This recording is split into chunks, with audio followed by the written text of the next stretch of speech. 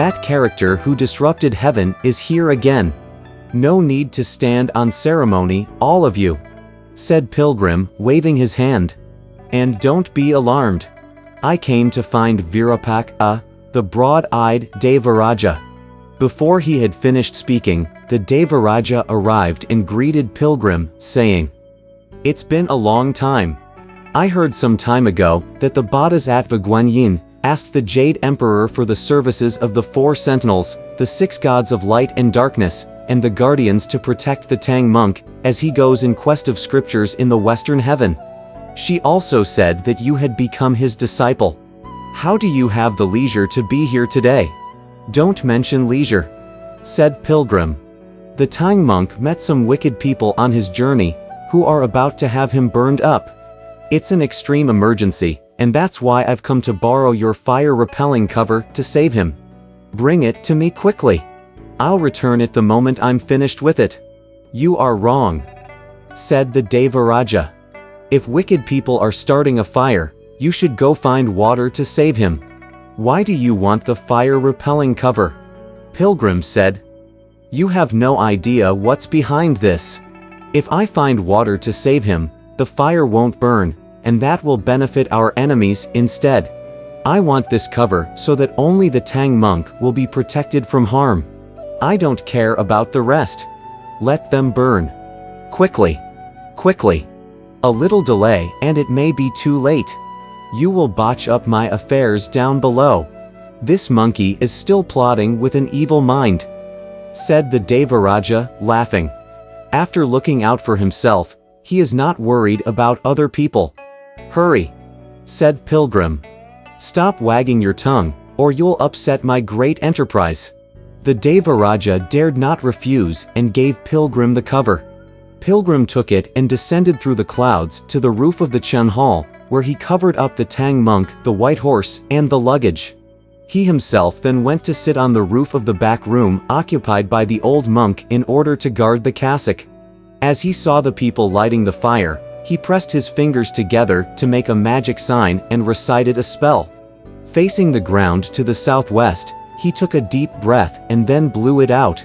At once a strong wind arose and whipped the fire into a mighty blaze. What a fire! What a fire! You see, rolling black smoke, vaulting red flames. With rolling black smoke, all the stars vanished from the vast sky. With vaulting red flames, the earth's lit up, made crimson for 1,000 miles. At the beginning, what gleaming snakes of gold! Soon thereafter, what imposing bloody horses! The 3 southern forces display their might. The great god of fire reveals his power. When dried wood burns in such fire intense, why speak of Soiren drilling fire from wood? When colored flames shoot out of hot oiled doors, they match even the opened oven of Laozi. This is how fire rages ruthlessly, though no worse than such intended fraud, as not suppressing misdeeds and abetting violence. The wind sweeps the fire, and flames fly up for some 8,000 feet. The fire's helped by the wind, so ashes burst beyond the ninefold heaven. Ping ping, pang pang. They sound like those firecrackers at year's end. Po la la. They're like the roar of cannons in the camps. It burns till the Buddha's image cannot flee from the scene, and the temple guardians have no place to hide. It's like the Red Cliff campaign in the night, surpassing the fire at Ipang Palace. As the saying goes, one little spark of fire can burn 10,000 acres. In a moment, the strong wind and the raging fire made the entire Guanyin Hall glowing red. Look at all those monks. They began to bring out the chests and carry out the drawers, to grab for tables and snatch up pots. A loud wailing filled the whole courtyard. Pilgrimson, however, stood guard at the back while the fire-repelling cover securely screened off the Chen Hall at the front. The rest of the place was completely lit up. Truly, the sky was illuminated by brilliant red flames, and bright gold light shone through the walls. No one knew, however, that when the fire had begun, it had caught the attention of a mountain monster. For about 20 miles due south of this Guanyin Hall, there was a Black Wind Mountain, where there was also a Black Wind Cave. A monster in the cave, who happened to turn over in his sleep, noticed that his windows were lit up. He thought that dawn had broken, but when he arose and took another look, he saw instead the brilliant glow of fire burning in the north. Astonished, the monster said, "Good heavens! There must be a fire in the Guanyin Hall. Those monks are so careless. Let me see if I can help them a little. Dear monster." He rose with his cloud and went at once to the place of fire and smoke, where he discovered that the hall's front and back were entirely empty, while the fire in the corridors on both sides was raging. With great strides he ran inside and was about to call for water when he saw that there was no fire in the back room. Someone, however, was sitting on the roof whipping up the wind. He began to perceive what was happening and ran quickly inside to look around. In the living room of the old monk, he saw on the table colorful radiance emitted by a package wrapped in a blue blanket. He untied it and discovered that it was a cassock of silk brocade, a rare Buddhist treasure. Thus it is how wealth moves the mind of man. He neither attempted to put out the fire nor called for water. Snatching up the cassock, he committed robbery by taking advantage of the confusion and at once turned his cloud back toward the mountain cave. The fire raged on until the time of the 5th watch before burning itself out. Look at those monks, weeping and wailing. They went with empty hands and naked bodies to rummage about in the ashes, trying desperately to salvage a scrap or two of metal or valuables. Some attempted to erect a temporary shelter along the walls, while others amid the rubble tried to build a makeshift oven so that rice could be cooked. They were all howling and complaining, but we shall say no more about that. Now we shall tell you about Pilgrim, who, taking the fire-repelling cover, sent it up to the south heaven gate with one somersault. He handed it back to the broad-eyed Devaraja, saying, "Thanks so much for lending it to me." The Devaraja took it back and said, "The great sage is very honest. I was a little worried that if you did not return my treasure, I would have a hard time finding you. I'm glad you brought it right back. Do you think that old monkey is the sort of person who steals openly?" asked Pilgrim. "As the saying goes, return what you borrow, and again you may borrow. I haven't seen you for a long time," said the Devaraja. "And I would like to invite you to spend some time at my palace. How about it?" Pilgrim said. Old monkey can't do what he did before, squatting on a rotted bench and dispensing lofty discourse. Now that I have to protect the Tang monk, I haven't a moment's leisure. Give me a rain check."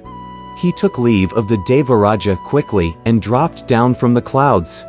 As the sun arose, he arrived at the Chen Hall, where with one shake of his body he changed again into a bee. When he flew inside and resumed his original form, he saw that his master was still sleeping soundly. "Master!" cried Pilgrim. "It's dawn. Get up." Only then did Tripitaka awake. He turned around, saying, "Yes, indeed." Putting on his clothes, he opened the door and went out. As he raised his head, he saw crumbling walls and seared partitions. The towers, the terraces, and the buildings had all disappeared. "Ah!" he cried, greatly shaken. "How is it that the buildings are all gone? Why are there only scorched walls?" "You are still dreaming," said Pilgrim. "They had a fire here last night. Why didn't I know about it?" asked Tripitaka. "It's old monkey who safeguarded the Chan Hall," replied Pilgrim. "When I saw that master was sound asleep, I did not disturb you. If you had the ability to safeguard the Chan Hall," said Tripitaka, "why didn't you put out the fire in the other buildings? So that you may learn the truth," said Pilgrim, laughing. "Just as you predicted it yesterday. They fell in love with our cassock and made plans to have us burned to death. If old monkey had been less alert, we would have been reduced to bone and ashes by now." When Tripitaka heard these words, he was alarmed and asked, "Was it they who set the fire?" "Who else?" said Pilgrim. Could it be? Asked Tripitaka. That they mistreated you, and you did this. Pilgrim replied. Is Old Monkey the sort of wretch that would indulge in such sordid business? It really was they who set the fire. When I saw how malicious they were, I admit I did not help them put the fire out. I did, however, manage to provide them with a little wind. My God, said Tripitaka. When a fire starts, you should get water. How could you provide wind instead? You must have heard, said Pilgrim. What the ancients said, if a man has no desire to harm a tiger has no intention of hurting a man. If they hadn't played with fire, would I have played with wind? Where's the cassock? Asked Tripitaka. Has it been burned? Not at all, replied Pilgrim. It hasn't been burned, for the fire didn't reach the living quarters of the old monk where the cassock was placed. I don't care, exclaimed Tripitaka, his resentment rising. If there's the slightest damage, I'm going to recite that little something and you'll be dead. Master, cried Pilgrim with alarm.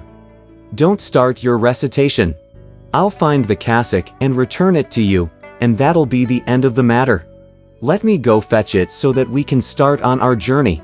Tripitaka led the horse while Pilgrim took up the load of luggage.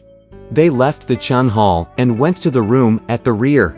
We now tell you about the monks, who were still grieving when they suddenly saw master and disciple approaching with the horse and the luggage. Scared out of their wits, they all said, "The wronged souls have come to seek vengeance." "What wronged souls are seeking vengeance?" shouted Pilgrim.